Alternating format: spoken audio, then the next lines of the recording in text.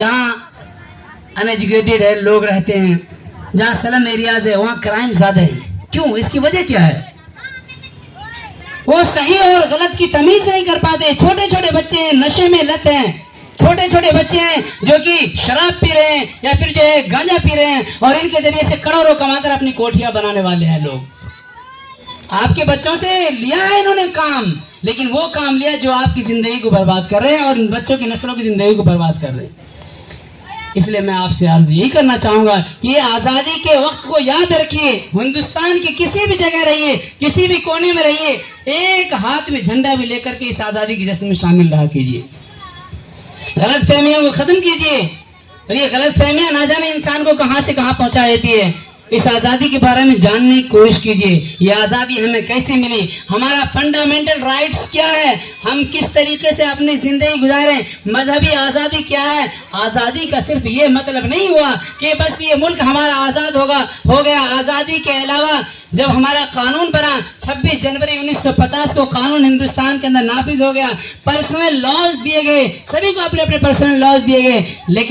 लेकिन अफसोस की बात यह कि उस पर्सनल लॉ में आज हुकूमत इंटरफेयर करती हुई नजर आती है। हुकूमत जब पर्सनल लॉज में इंटरफेयर करती है तो मेरे मोहतरम मुअज़्ज़िज़ फिर एक जवाल का वक्त आ जाता है।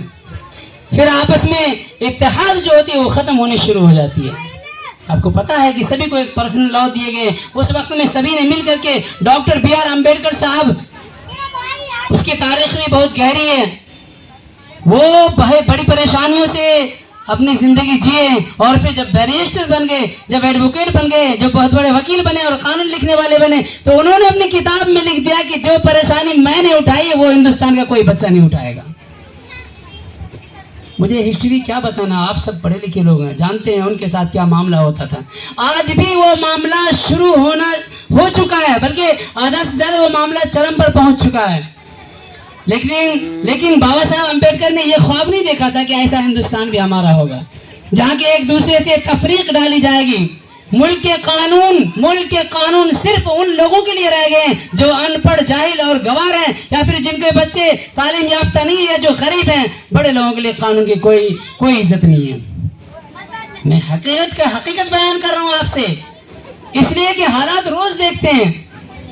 आज अगर एक गरीब आदमी क्राइम कर ले तो फिर उसके हालात तुरंत हवालात में पहुंचा देते हैं। लेकिन वही जो थोड़ा सा पैसे वाला आदमी हो, जो 200-400 रुपए दिए और फिर छूट करके आ गए, क्यों? आपने अपने राइट्स को नहीं जाना, आपको एजुकेशन नहीं है, आपने तालीम हासिल नहीं की, इसलिए आप वहाँ हवालात में पड़े हैं। और जो जिसके पास माल है, जिन्होंने थोड़े से कानून जाने, वो बाहर घूम रहा है आराम से। हिंदुस्तान में हमें आज़ादी, हिंदुस्तान की आज़ादी के साथ साथ और भी आज़ादियाँ मिली हैं। फंडामेंटल राइट्स है हमारा कि हम अपने मजहबी जिंदगी को अपने मजहब के तरीके से जी सकते हैं, जो कि सबसे बड़ा इशू है अभी इंडिया के अंदर। सबसे बड़ा इशू हो रहा है। जरा सा भी कोई मामला होता है तुरंत मजहब पर आ जाते लोग, जरा सा भी कोई मामला हो मजहबी रंग देने की शुरुआत कर देते हैं। कोई भी मजहब हो अमन और शांति सिखाता है, अमन और मोहब्बत का पैगाम देता है, लेकिन हम मजहब को कम पढ़ते हैं, इन हुकूमत की ज्यादा सुनते हैं। जब सुनी सुनाई बात को हम अपने अंदर फॉलो करेंगे तो जाहिर सी बात है फिर वो फसाद मुआशरे के अंदर बर्पा हो जाएगा।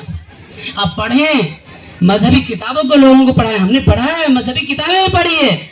जब भी मैं आपको अर्ज कर रहा हूं, किसी मजहब में किसी भी मजहब के अंदर कोई किसी मजहब के अंदर इख्तलाफात नहीं है, मौजू सबका एक है, लेकिन अफसोस की बात यह है कि उसे हम पढ़ते नहीं है। सबने मोहब्बत और अमन सिखाया है।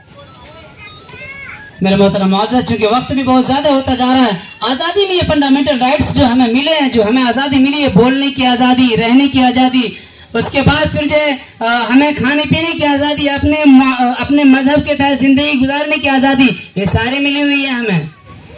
और ये सब ऐसे नहीं मिली है, ये सब लाखों लोगों के शहादत से मिली है, फ्री ऑफ कॉस्ट नहीं है।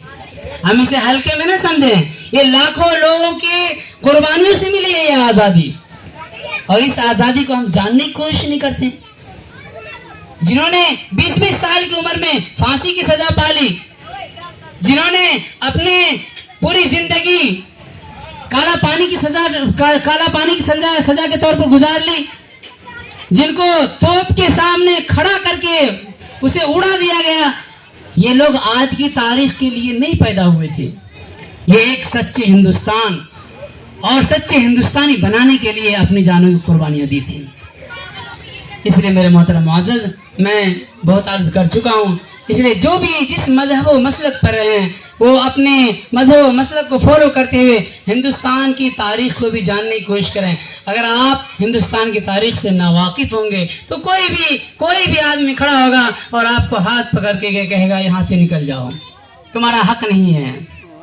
इसलिए हर शख्स के लिए ज़रूरी है कि वो इस बात को सोचे और उस पर अमल करने की कोशिश करे कि हम आज़ादी के जो मौके होते हैं, हमारे पास दो मौके आते हैं, एक 15 अगस्त का आता है और एक 26 जनवरी का आता है, जो कि कॉन्स्टिट्यूशन ऑफ इंडिया का मामला होता है और ये फ्रीडम फाइटर्स को हम याद करते हैं। तो इसे याद रखना हमारे लिए ज़रूरी है और अपने जो ज़ाब्ते हैं कानून हिंदुस्तान के उसे भी याद रखना ज़रूरी है। ऐसे हालत में डॉक्टर राहत इंदौरी साहब ने कुछ अशार कहे थे, मैं वो अशार कह करके आपके सामने अपनी बात को ख़त्म करूँगा। उसके बाद मैं जनाब अब्दुल कादिर साहब को दावत दूंगा कि वो चंद बातें आपके सामने अर्ज करेंगे कि डॉक्टर राहत इंदौरी साहब के कुछ अशार मैं आपको सुना दूं कि आज के जो हालात हुए पड़े हैं मुल्क के अंदर, कोई किसी से ताल्लुक़ नहीं रखता, मुसलमान उधर मुंह फेरता है और हिंदू उधर मुंह फेरता है, एक दूसरे में मोहब्बत नहीं है। लेकिन ये मोहब्बत जो ख़त्म हुई है, सोशल मीडिया का सबसे बड़ा रोल है, आपस में हरगिज़ ऐसा नहीं है।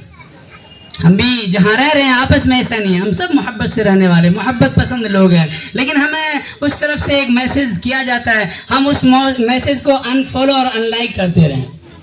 अगर फॉलो करेंगे तो फिर हमारी ज़िंदगी में डिस्टर्ब होगा, और जब फॉलो नहीं करेंगे तो फिर हम आपस में बड़े मोहब्बत से, अमन अमान से, चैन सुकून से रहेंगे। तो डॉक्टर राहत इंदौरी साहब ने कहा था कि अगर खिलाफ है तो होने दो, कि अगर खिलाफ है तो होने दो, जान थोड़ी है, ये सब धुआं है, आसमान थोड़ी है कि लगेगी आग तो